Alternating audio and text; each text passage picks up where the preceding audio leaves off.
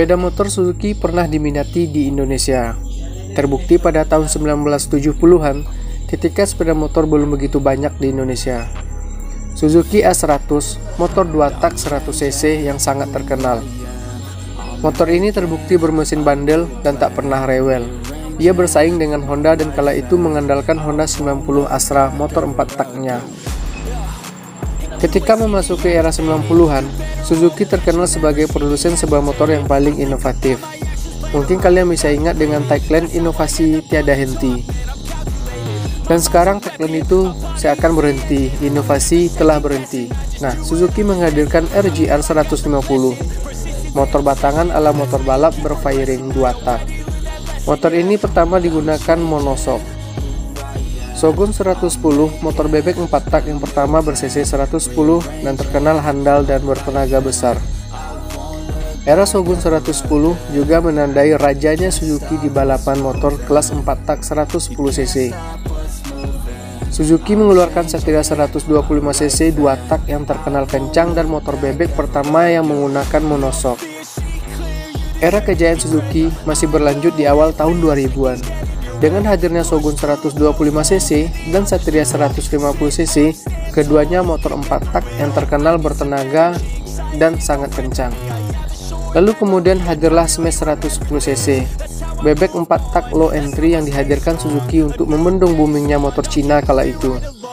Karena motor-motor Cina selalu dengan harga yang murah, Smash juga pun diposisikan sebagai motor berpaket murah. Smash sangat sukses dan berhasil merajai di kelasnya. Namun kesuksesan Smash juga menandai awal kemunduran Suzuki di Indonesia. Kalau Smash mempercayai puncak kesuksesannya, Suzuki bahkan menempati urutan nomor 2 dalam menguasai pangsa pasar sepeda motor di Indonesia di bawah Honda. Smash yang booming memenuhi jalan raya, kemudian menjadi kampanye negatif bagi Suzuki. Kenapa? Karena kualitas Smash, terutama bodinya yang sangat rendah, bodi Smash juga retak dan mudah pecah.